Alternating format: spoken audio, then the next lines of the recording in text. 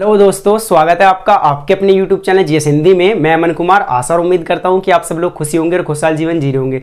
जैसा कि दोस्तों आप सभी पहले से ही परिचित हैं कि हमारे जीएस हिंदी चैनल में जो ऑल सब्जेक्ट हैं जनरल स्टडीज से संबंधित, ज्योग्राफी, पॉलिटी, हिस्ट्री, इकोनॉमिक्स, उन सबका एक प्रकार से एक सीरीज चल रही है जिसमें आपको सारी चीज़ें सिखाते चलेंगे।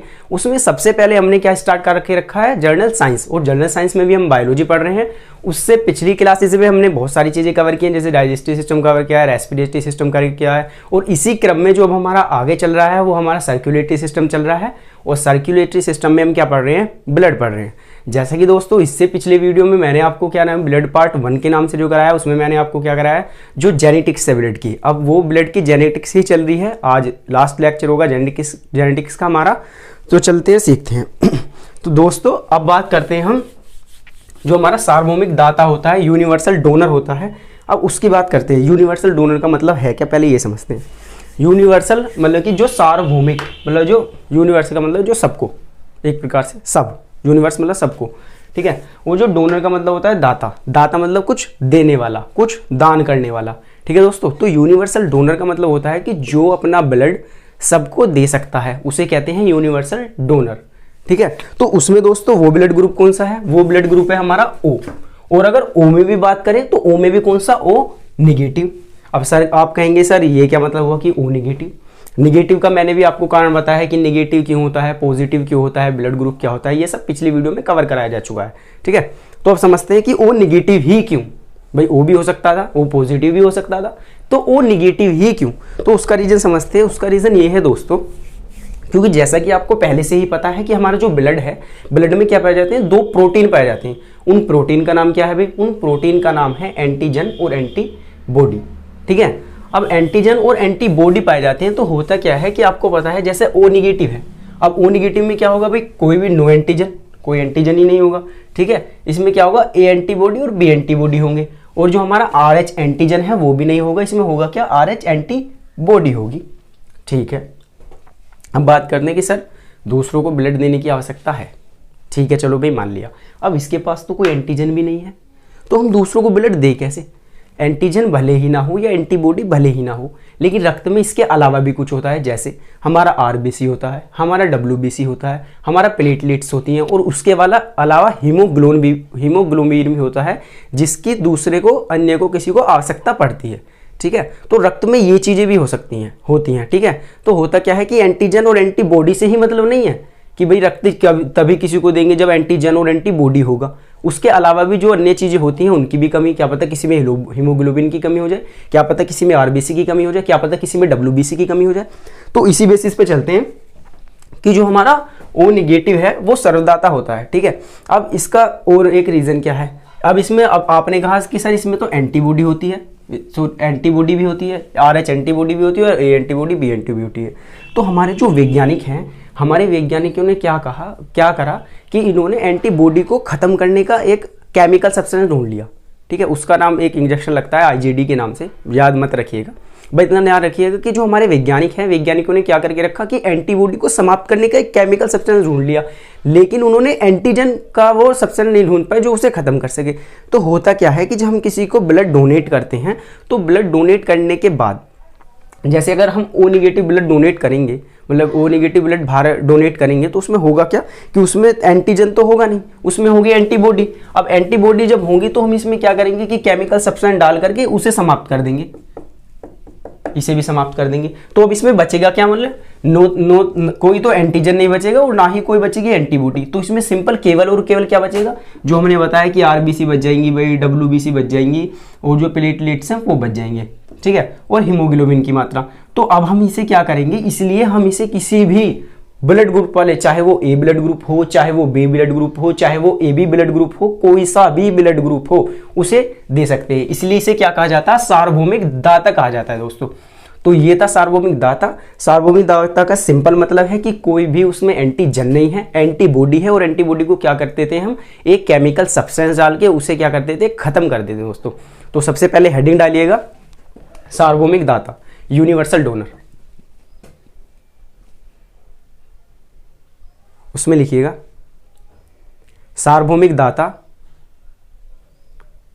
ओ निगेटिव को कहा जाता है, क्योंकि इस ब्लड ग्रुप में कोई भी एंटीजन नहीं पाया जाता और यदि एंटीबॉडी पाई जाती है तब उसे दवा डालकर समाप्त कर दिया जाता है। ठीक है दोस्तों, अब ये तो हुई हमारी सार्वभौमिक दाता जो यूनिवर्सल डोनर है उसकी बात। ठीक है, अब एक और पढ़ते हैं हम, कौन सा? Universal acceptor. इसका मतलब होता है सार्वभौमिक ग्राही। अब ये सार्वभौमिक ग्राही क्या होता है? ग्राही मतलब जो सबका ले सके। ठीक है, दाता मतलब दान करने वाला होता नहीं है। कोई लोग होते हैं कि मतलब एकदम अमीर टाइप के या एकदम जिनका दिल अमीर होता है, वो करते क्या है कि वो बस दान करने पे लगे रहते हैं। और होता है कुछ गरीब टाइप के, गरीब मतलब दिलों से गरीब बोल रहा हूँ मैं। अमीर पैसा और पैसे का कोई अमीर गरीब नहीं होता, बस दिलों के गरीब तो होते नहीं है कि हाँ भाई मुझे तो चाहिए चाहिए, तो ये उस प्रकार का गरीब है। ये जो सार्वभौमिक ग्राही आप देख रहे हैं, यूनिवर्सल एक्सेप्टर आप देख रहे हैं, ये कुछ उसी प्रकार का है। ठीक है, अब ये कौन सा ब्लड ग्रुप होता है? तो ये ब्लड ग्रुप होता है ए बी, और उसमें भी कौन सा? पॉजिटिव। अब आप कहेंगे सर ये कि ए बी पॉजिटिव कैसे होता है? समझिएगा, जैसा कि आप पहले से ही जानते हैं कि जो ए बी पॉजिटिव है उसमें क्या पाया जाएगा भाई? हमारा ए एंटीजन पाया जाएगा, बी एंटीजन पाया जाएगा, आर एच एंटीजन पाया जाएगा, लेकिन इसमें कोई भी एंटीबॉडी नहीं पाई जाएगी। ठीक है, और ये क्या रहेगा? हमारा ब्लड में रहेगा। ठीक है, एंटीजन। एक बात और ध्यान रखने की है कि जो हमारा ब्लड मतलब जो हमारा बॉडी में ब्लड है, हम उसकी एंटीबॉडी खत्म नहीं कर सकते। जो हमारा बाहर है, जो मतलब कि हमने ब्लड डोनेट कर दिया, उसकी एंटीबॉडी खत्म कर सकते हैं। ये बात नोट करने की है बिल्कुल, कि जो हमारा ब्लड है ना, ब्लड में जो है वो खत्म नहीं कर सकते हम उसकी एंटीबॉडी, जो बाहर है उसे खत्म कर सकते हैं। ठीक है, तो अब समझिए, जो हमारा ए बी प्लस है, पॉजिटिव है, उसमें क्या है? ए एंटीजन पाया जाएगा, हमारा बी एंटीजन पाया जाएगा और आर एच एंटीजन पाया जाएगा, लेकिन उसमें आर एच एंटीबॉडी नहीं पाई जाएगी, और जो मतलब आर एच एंटीबॉडी वो नहीं पाई जाएगी, और जो ए एंटीबॉडी और बी एंटीबॉडी है वो नहीं पाई जाएगी। तो अब होगा क्या कि अन्य जो भी ब्लड ग्रुप होगा, भाई सपोज करते हैं कि हमारा ओ तो है ही कि भाई सबको दे सकता है। ठीक है, इसके अलावा हम ले लेते हैं कि अगर हमारा ए ब्लड ग्रुप है, ठीक, देखो एग्जांपल देखते हैं कि सपोज करो कि हमारा ए ब्लड ग्रुप है। ठीक है, ए पॉजिटिव मान लेते हैं, ऐसा ए पॉजिटिव मान ले, तो आपको पता है कि इसमें क्या होगा भाई? आप कहेंगे सर इसमें ए एंटीजन होगा। ठीक है, इसमें क्या होगा? बी एंटीबॉडी होगी। ठीक है, इसमें क्या होगा? हमारा जो आर एच एंटीजन है वो होगा। ठीक है, ये चीजें होंगी। ठीक, आगे तो कुछ होगा नहीं। तो हम क्या करेंगे? हम ये करेंगे कि इसमें क्या करेंगे, इस वाला जो ये वाला जो पदार्थ है इसे मतलब ये जो ब्लड ग्रुप है इसे किसी के ब्लड मतलब शरीर से लेंगे, ये बाहर आ जाएगा बोतल में। ठीक है, अब हम इसमें क्या करेंगे? केमिकल सब्सटेंस डाल करके एक तो इसे खत्म कर देंगे, इसे खत्म कर देंगे हम। ठीक है, तो इसमें क्या बचेगा? ए एंटीजन और आर एच एंटीजन बचेगा। ठीक है, इसमें भी देखो आप, इसमें है, इसमें जो हमारा ए एंटीजन है वो भी पाया जा रहा है। ठीक है, इसे बड़ा स्मॉल कैपिटल में लिख लीजिएगा, ये ए एंटीजन। ठीक है, अब इसमें आप देखेंगे कि ए एंटीजन भी पाया जा रहा है और जो आर एच एंटीजन है वो भी पाया जा रहा है। ठीक है, ए एंटीजन भी पाया जा रहा है और आर एच एंटीजन भी पाया जा रहा है। अब आगे समझने की बात क्या है कि जो एंटीजन है उनके आपस में कोई भी मतलब एक प्रकार से कहे तो कोई भी लड़ाई नहीं है। आर एच एंटीजन कोई लड़ाई नहीं, ए एंटीजन कोई लड़ाई नहीं, बी एंटीजन कोई लड़ाई नहीं।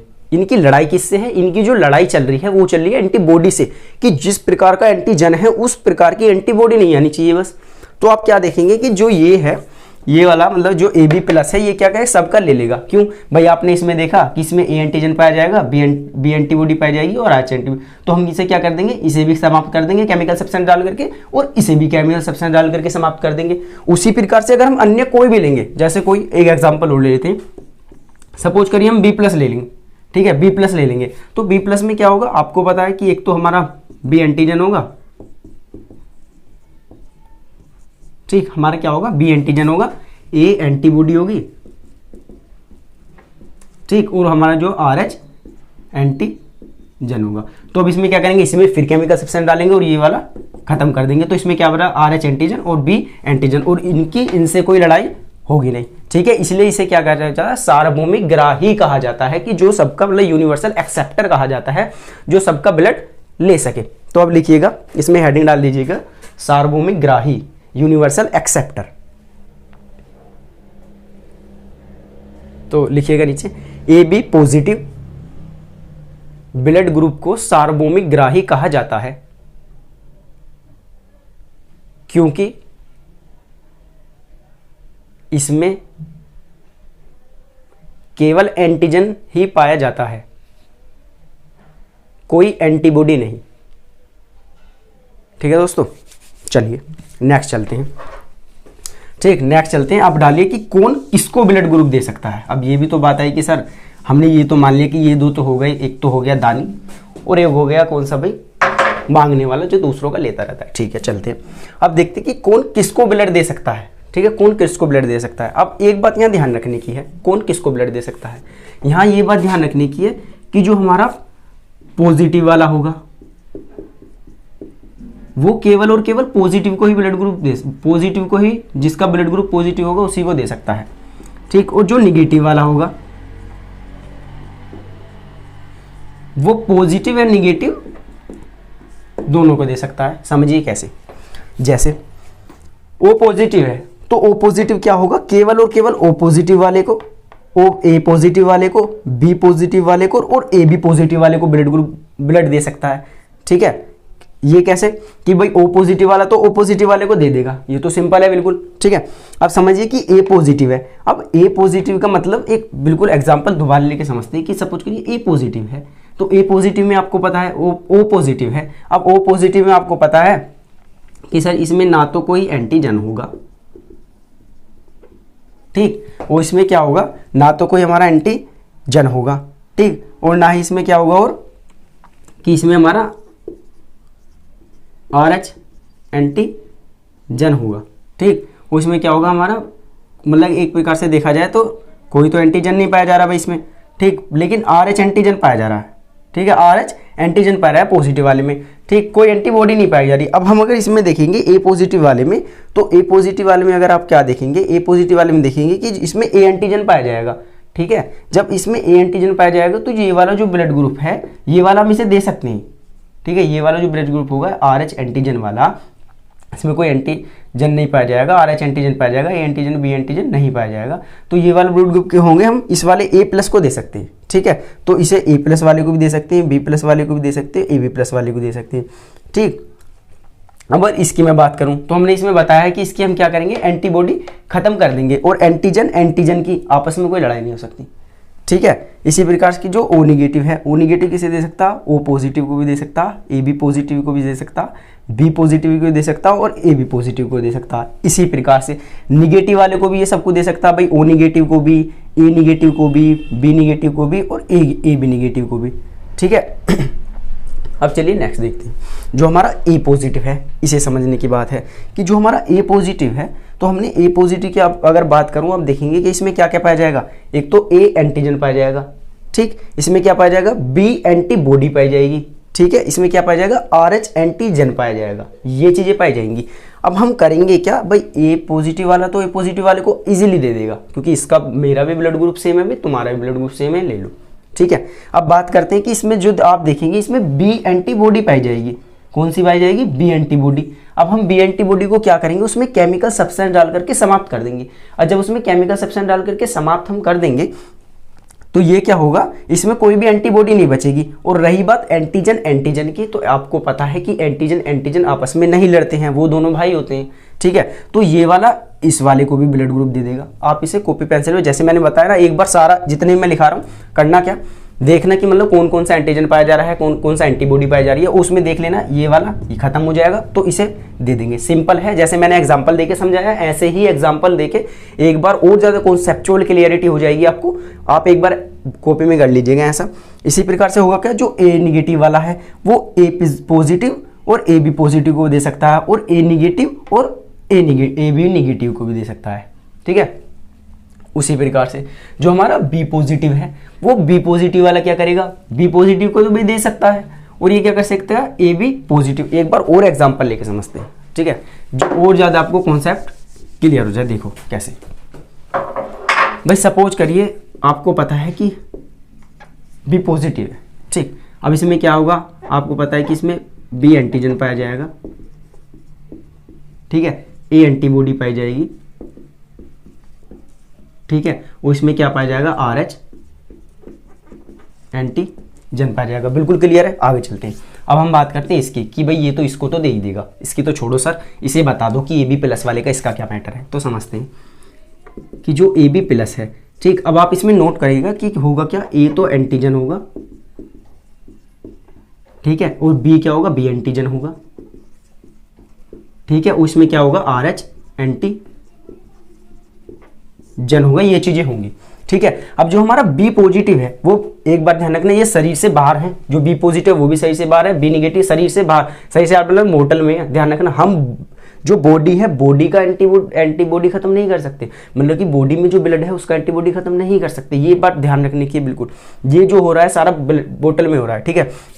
अब आप देखिएगा ये वाला ब्लड ग्रुप चढ़ाना है हमें किसे, AB पॉजिटिव वाले को। कैसे, तो अब इसमें क्या करेंगे, केमिकल सब्सटेंस डाल के इसे खत्म कर देंगे, ये वाला खत्म हो गया। अब क्या बचा, B एंटीजन, क्या बचा, RH एंटीजन, इसकी इससे कोई लड़ाई नहीं है, इसकी इससे कोई लड़ाई नहीं है, और A एंटीजन भले ही हो, कोई दिक्कत नहीं है, ठीक है, क्योंकि एंटीजन एंटीजन की आपस में कोई मतभेद नहीं है, ठीक है, वो एक प्रकार से अच्छे दोस्त हैं, ठीक है। जो लड़ाई है वो है A एंटीबॉडी से, ठीक है। तो अभी आप ये बिल्कुल कॉन्सेप्ट क्लियर हो गया होगा। उसी प्रकार से जो हमारा B निगेटिव है, B निगेटिव क्या करेगा, इसे भी दे देगा और इस वाले को भी दे देगा, क्योंकि भाई जो निगेटिव है, निगेटिव का मतलब यहाँ क्या है, निगेटिव का मतलब यहाँ है कि एंटीजन तो है ही नहीं, बाकी का बचा कौन, RH एंटीबॉडी है हमारी। इसका मतलब अगर मैं निगेटिव की बात करूँ तो निगेटिव का मतलब क्या हुआ भाई, कि निगेटिव का मतलब हुआ कि हमारी जो RH है वो मतलब RH एंटीबॉडी है, ठीक है। और आपको पता है कि हम जो एंटीबॉडी है उसे केमिकल सब्सटेंस डाल करके खत्म कर सकते हैं, तो इसे भी खत्म कर देंगे। इसमें क्या बचेगा, केवल और केवल B एंटीविरन बचेगा, और आपको पता है कि इनसे इनकी कोई मतभेद है ही नहीं। तो समझ आ रहा है ना, बिल्कुल क्लियर एकदम, ठीक है। तो ये वाला डायग्राम, ये वाला डायग्राम, ये वाला, लेकिन इसमें भी एक्सेप्शन है, इसमें भी अपवाद है। देखो सिंपल सी बात है, एक्सेप्शन का मतलब, अपवाद का मतलब है क्या, मतलब कोई चीज़ कितनी भी बेहतर हो, मतलब कितनी भी बेहतर, लेकिन उसका क्या अपवाद मिल ही जाता है कि भाई सपोज करो तुम इतने अच्छे हो, ये है सारे गुण हैं, लेकिन नहीं एक अपवाद है। तो उसी प्रकार से ये सारा कुछ भी है, लेकिन इसके अलावा इनमें भी अपवाद है। अपवाद क्या, एक तो AB पॉजिटिव और AB निगेटिव। ये जो AB पॉजिटिव है ये आपको पता है कि एक्सेप्शन है, और इसमें क्या है, ये हमारा यूनिवर्सल सार्वभौमिक ग्राही है। तो ये जो सार्वभौमिक ग्राही है ये केवल और केवल कर क्या सकता है, ये केवल और केवल AB पॉजिटिव वाले को ही अपना ब्लड डोनेट कर सकता है, ये ध्यान रखने की बात है, और किसी को ब्लड डोनेट नहीं कर सकता। क्यों, क्योंकि इसमें एंटीजन पाए जाएंगे और एंटीजन को हम समाप्त नहीं कर सकते, ठीक है। और अब जो AB निगेटिव वाला है ये क्या कर सकता है, AB निगेटिव वाले को भी दे सकता है और AB पॉजिटिव वाले को भी दे सकता है, ठीक है। तो आप लिखेंगे कौन किसको ब्लड दे सकता है, हेडिंग डाल करके, और हेडिंग डाल करके आप क्या करेंगे, एक तो ये वाला डायग्राम बना देंगे, ये और ये यहाँ तक बना देंगे कंप्लीट, ठीक है। तो ये नोट करिए,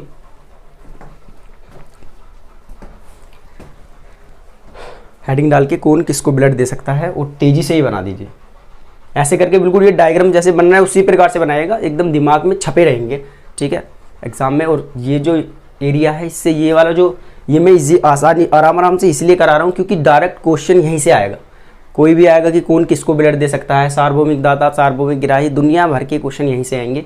ये इंपॉर्टेंट एरिया है बहुत ज़्यादा ब्लड का, तो ये वाला ध्यान रखिएगा, बिल्कुल नोट कर लीजिए तेजी से।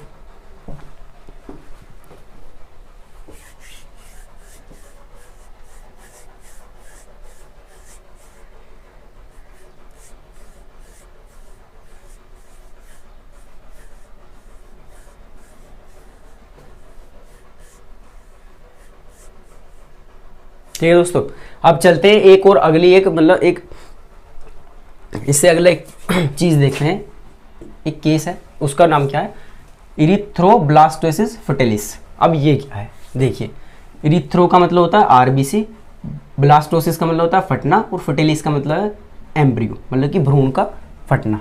कैसे देखते हैं कि होता क्या है, यदि किसी दंपत्ति में, दंपत्ति का मतलब वही पुरुष और महिला एक साथ, ठीक है, जोड़ा ज़्यादा अच्छा शब्द रहेगा, जोड़ा, ठीक है। तो होता क्या है कि जब मेल का ब्लड ग्रुप पॉजिटिव हो और फीमेल का ब्लड ग्रुप निगेटिव हो, अब इसमें भी ये मत देखना कौन सा पॉजिटिव कौन सा नेगेटिव, कोई सा भी हो लेकिन पॉजिटिव निगेटिव होना चाहिए।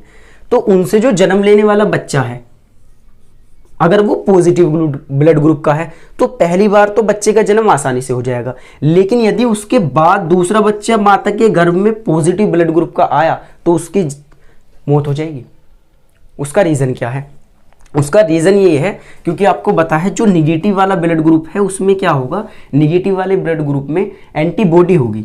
ध्यान रखना, ब्लड ग्रुप में क्या होगा, एंटीबॉडी होगी। और जो पॉजिटिव वाला ब्लड ग्रुप है उसमें एंटीजन होगा, उसमें क्या होगा, एंटीजन होगा। और जो एंटीजन है और एंटीबॉडी जब एक साथ होंगी तो होगा क्या कि जिस टाइम पे बच्चा गर्भ में होगा तो उस टाइम पे पहला बच्चा अगर पॉजिटिव ब्लड ग्रुप का होगा तो होगा क्या, हमारे मस्तिष्क को, माता के मस्तिष्क को मैसेज जाएगा कि कोई विदेशी व्यक्ति हमारे शरीर में घुसा है, किसी ने आक्रमण कर दिया है। तो होगा क्या कि वो उससे बचाव के लिए माता के शरीर जो मस्तिष्क है वो क्या करेगा, मस्तिष्क क्या करेगा कि हमारे ब्लड में ही बहुत ज़्यादा मतलब एक प्रकार से योद्धा तैयार करने का कार्य करेगा, ठीक है, कि उससे मतलब कि बचाया जा सके। तो पहली बार में तो कोई प्रॉब्लम होगी नहीं, क्योंकि पहली बार में होगा क्या कि पहली बार में तो इतनी प्रॉब्लम होगी नहीं, क्योंकि पहली बार है और आरबी जो हमारा ब्लड है उसमें भी इसी प्रकार की कोई योद्धा है नहीं, उसे कहते हैं सेंसिटिव मदर, ठीक है। जब ये पहली बार पॉजिटिव ब्लड ग्रुप का बच्चा होगा तो उसे कहेंगे सेंसिटिव मदर, ठीक है। लेकिन यदि दूसरी बार बच्चा भ्रूण में पॉजिटिव वाले ब्लड ग्रुप का आया तो उसकी मौत हो जाएगी बिल्कुल, ठीक है। उसका रीज़न क्या है, क्योंकि अब वो जितना भी मतलब एक प्रकार से हथियार हैं वो ब्लड ने बना के, हमारे मस्तिष्क ने माता के शरीर में बना के रख दिए हैं, और इससे क्या होगा, पॉजिटिव ब्लड ग्रुप वाले बच्चे की मौत हो जाएगी, ठीक है। तो ये वाला एम्ब्रियोब्लास्टोसिस फर्टिलिस वाला जो केस है ये याद रखिएगा कि यदि पुरुष का ब्लड ग्रुप पॉजिटिव हो और माता का ब्लड ग्रुप निगेटिव हो, ठीक है, तो ये इसी केस में होगा। बाकी अगर फीमेल का ब्लड ग्रुप पॉजिटिव और मेल का ब्लड ग्रुप नेगेटिव हो या कुछ भी हो, इससे अलावा एनीथिंग एल्स कुछ भी हो, तो उसमें कोई दिक्कत नहीं होगी, ठीक है। और या यदि ऐसा भी हो कि सपोज कीजिए पहले नेगेटिव ब्लड ग्रुप वाला, कि सपोज कीजिए यहाँ इसकी जगह पहले नेगेटिव ब्लड ग्रुप वाला आ गया फिर पॉजिटिव ब्लड ग्रुप वाला आ गया, तब तक तो कोई दिक्कत नहीं है। लेकिन यदि इसके बाद दोबारा पॉजिटिव ब्लड ग्रुप वाला आगा तो वो बच्चा फिर खत्म हो जाएगा, उसके भ्रूण में ही क्या हो जाएगी, मौत हो जाएगी, ठीक है। या ऐसा भी हो कि पहले पॉजिटिव ब्लड ग्रुप वाला बच्चा और फिर निगेटिव ब्लड ग्रुप वाला बच्चा और फिर दोबारा पॉजिटिव ब्लड ग्रुप, मतलब कि एक बार पॉजिटिव के बाद दूसरी बार जो पॉजिटिव ब्लड ग्रुप का बच्चा भ्रूण में आएगा उसकी क्या हो जाएगी, मौत हो जाएगी एक प्रकार से, ठीक है। तो ये ध्यान रखिएगा, एरिथ्रोब्लास्टोसिस फर्टिलिस ये बहुत केस है एक प्रकार का, ठीक है। हालांकि अब तो जो डॉक्टर्स हैं उन्होंने क्या किया है कि इसका भी कोई मतलब इंजेक्शन लगता है, उसके लिए भी एक प्रकार से दवाई खोज दी है, ठीक है। जिस भी डॉक्टर के मतलब अंडर में इलाज चलता है तो वो सारी चीज़ कवर करके रखता है और धीरे मतलब कवर करके रखता है, वो मतलब मेडिसिन देते देते वो सारा ठीक हो जाता है। लेकिन केस है तो याद रखिएगा, बता दिया है, ठीक है। बस इसी प्रकार से नोट कर लीजिए, आपको याद रहेगा ये एरिथ्रोब्लास्टोसिस फर्टिलिस।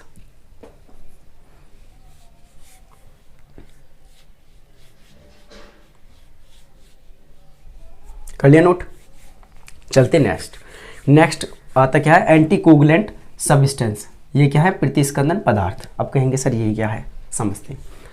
जब हमारा ब्लड बॉडी में है तो तब तक तो वो क्या है, लिक्विड फॉर्म में है, ठीक है। अब हमने क्या करा, ब्लड डोनेट कर दिया। अब ब्लड डोनेट करने के बाद जो ब्लड बैंक है उसमें जो ब्लड है, अब वो ब्लड है, उसने कहा कि सर आपको डोनेट कर दिया, वो तो क्या होगा, वो तो जम जाएगा एक प्रकार से, भाई वो तो लिक्विड है। अगर किसी ऐसे लिक्विड फॉर्म को अगर रखेंगे तो वो तो जम जाएगा, क्योंकि वो वाटर है नहीं, वाटर तो ऐसे ही रहता है, लेकिन ये क्या है, ये तो जम जाएगा। तो इसके लिए होता क्या है, जो जब ब्लड बैंक में हमारा ब्लड रखा जाता है तो उसमें क्या होता है, दो पदार्थ मिलाए जाते हैं, एक तो सोडियम सिट्रेट और एक सोडियम ऑक्सोलेट, वो मिला के रखा जाता है, ठीक है। तो इन्हें क्या कहते हैं, प्रतिस्कंदन पदार्थ कहते हैं, जो क्या करते हैं, रक्त का थक्का जमने नहीं देते हमारे ब्लड का।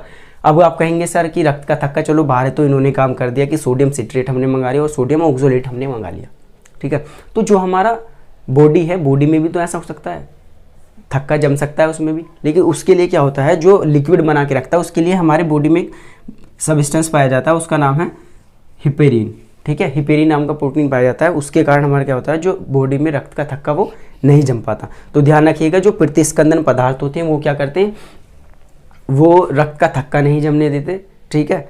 और वो क्या होता है, लिक्विड फॉर्म में होता है, उसमें दो होते हैं, सोडियम सिट्रेट, सोडियम ऑक्सोलेट, ठीक है। और जो हमारे मतलब ब्लड में पाया जाता है, प्राकृतिक बॉडी में पाया जाता है, वो कौन सा है, हिपेरिन, जिसके कारण क्या होता है, रक्त का थक्का शरीर में नहीं जम पाता और लिक्विड फॉर्म में रहता है, जिससे कि वो आसानी से फ्लो हो सके, हमारी वेसल्स जितने भी हैं उनमें आसानी से बह सके, और जो हमारे बॉडी के पार्ट हैं उनमें आसानी से बह सके। तो ठीक है, तो आप हेडिंग डालिएगा, प्रतिस्कंदन पदार्थ, एंटीकोगुलेंट सब्सटेंस। लिखना स्टार्ट करिएगा। ब्लड बैंक में, रक्त में सोडियम सिट्रेट और सोडियम ऑक्सोलेट सोडियम सिट्रेट और सोडियम ऑक्सोलेट मिलाकर रखा जाता है। ये पदार्थ रक्त का थक्का नहीं जमने देते या रक्त को नहीं जमने देते, इसलिए इन पदार्थों को प्रतिस्कंदन पदार्थ ब्रैकेट में एंटीकोगुलेंट सब्सटेंस कहते हैं। नीचे लिखिएगा, मानव शरीर में रक्त का थक्का ना बनने के लिए, मतलब जिससे कि रक्त लिक्विड अवस्था में रहे, हिपेरिन नाम का पदार्थ पाया जाता है, जो रक्त को शरीर में द्रव अवस्था प्रदान करता है। ठीक है दोस्तों, तो यहाँ पर हमारे क्या हुआ, ये जो हमारा जेनेटिक्स ऑफ ब्लड था, ये ब्लड पूरी तरह से खत्म हो चुका है। अब हम इसमें कल देखेंगे कि फिजियोलॉजी ऑफ ब्लड, जो रक्त की कार्य की है वो देखेंगे। और दोस्तों आप देखेंगे कि जितना भी आपने पीछे जितना भी आपने पढ़ा है, चाहे ब्लड पार्ट 1 हो सर्कुलेटरी सिस्टम का, चाहे ब्लड पार्ट 2 हो, ये भी हो, तो आप क्या देखेंगे कि जितने भी मतलब क्वेश्चंस हैं, मोस्ट ऑफ द क्वेश्चन इसी एरिया से आए हैं। और ये तो बहुत ज़्यादा इंपॉर्टेंट एरिया, ये वाले क्वेश्चन तो बिल्कुल आपको एग्जाम में ये जितना भी है ये बिल्कुल एक्सिटीज आपको रखे मिलेंगे। तो आप क्या करिए, बस इसको एक बार रिवीजन और करते चलिएगा, पढ़ते चलिएगा, हंसते चलिएगा, मुस्कुराते चलिएगा। और मतलब एक प्रकार से और एक और न्यूज़ देनी है आपको कि आप क्या करेंगे कि आप अगर तैयारी कर रहे हैं किसी भी, चाहे आप एसएससी लेवल से लेकर के किसी भी चीज़ की तैयारी कर रहे हो, SSC, bank, CDS, NDS, PCS, anything else, किसी की भी, आप एनसीईआरटी जरूर पढ़ते चलिए। क्योंकि एनसीईआरटी पढ़ने का जो मेन मैंने आपको बताया वो यही है कि मतलब जो एनसीईआरटी पढ़ेंगे तो होगा क्या कि जो हमारे सामान्य अध्ययन वाले सब्जेक्ट हैं, ज्योग्राफी, पॉलिटी, इकोनॉमिक्स, उनका बेस होती है एनसीईआरटी। तो जब आप उन्हें पढ़ना स्टार्ट करेंगे तो होगा क्या कि जो बड़े कॉन्सेप्ट है, जैसे मैं आपको आगे भी अभी ज्योग्राफी वगैरह सब कुछ पढ़ाने वाला हूँ, तो होगा क्या कि आपको कुछ नया नहीं लगेगा। और होगा क्या कि जो आपका बेसिक है, जो आपकी मतलब छोटी, हालांकि मैं बेसिक से पढ़ाऊंगा, बिल्कुल जीरो से पढ़ाऊंगा, लेकिन फिर भी आपको क्या होगा कि एक समझने में थोड़ा, कहते नहीं कि रीडिंग, तो आपको समझने में बहुत ज़्यादा आसानी होगी। ठीक है, तो बस यही सब बच्चों से मैं यही कहना चाहूँगा कि जितने भी स्टूडेंट हो, जितने भी साथी हैं, जितने भी बच्चे हैं, वो सब क्या करेंगे, एनसीईआरटी लाएंगे और एनसीईआरटी पढ़ते चलिएगा। और सबसे पहले एनसीईआरटी जो पढ़ना स्टार्ट करिएगा, दो ही चीज़ की करिएगा, तो ज्योग्राफी की और एक हिस्ट्री की। ये मोस्ट इंपॉर्टेंट एनसीईआरटी है, 6 to 12 मंगा लेना और ये इन्हें पढ़ते चलिएगा। ठीक है दोस्तों।